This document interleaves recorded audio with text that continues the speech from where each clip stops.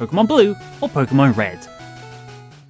Now, I would have got into the Pokemon craze before I really hit the UK and all that storm there, because I had a friend who went to Australia on holiday where the games and cartoon had already been released and it was really, really big over there.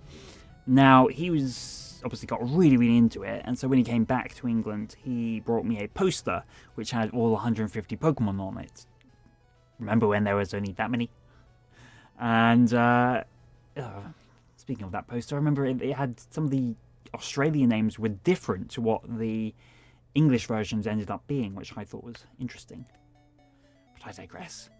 Now, my friend brought back the game with him, and he showed it to me, and he told me all about it and what it all was, and I just knew I had to get it. It just looked amazing. It was like my mind was blown by how much of a game was in the little Game Boy game. You know, when you're used to playing Tetris and Mario Land, Pokemon Blue and Red are just so expansive. But obviously the UK release there was no date in sight, no talk of that going on. Thankfully, Computer Exchange near me had a American copy, which I was able to buy for £34. And Game Boy games obviously were not region locked. So I absolutely fell very, very much in love with the series from the off. I also managed to get my brother into it at that time, and he picks up a copy of Pokemon Red at Computer Exchange.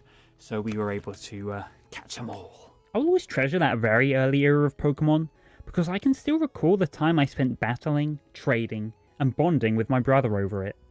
This was a game that I simply could not get enough of, and I developed real emotional ties to my monochrome on-screen monsters. This first Pokemon era represented such unity among children. At school, or even outside it, if you saw kids playing Pokemon on the Game Boy, or with the trading cards, you knew that you could just go up to them and talk to them about it. Now, I was incredibly shy as a child, but Pokemon was such a big thing, it gave acceptance across the board. I even got hold of a Mew, because there was a Year 11 who somehow had a stock of them. I don't know how, or why, but basically he was God. Because what other explanation could there have been? But Pokemon broke down these barriers. See, I would never, ever have dared to speak to a Year 11 as a little Year 7. And I begged him to give me one and even offered to pay him. He agreed to it without any compensation at all.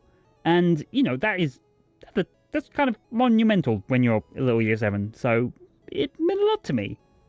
So, to the Year 11 who gave me a Mew in the picnic area of Grey Court School in 1999, I salute you. Even though you're definitely not watching this video. I'm still convinced he was God. I recently checked my saved data file, and this game clocks in at 141 hours spent playing. Now, not every game clocks your time, so I can't be certain, but I do imagine that this is the game I've spent most time playing, ever. And in association with the cartoon too, well, what 10-year-old didn't want to be going on an adventure like Ash, Misty, and Brock? Beyond the Unity phenomenon, Pokemon Blue and Red are amazing feats when you consider just how much content is in there, but Pokemon put that handheld to the limits, and proved just how much impactful 8 little bits could be.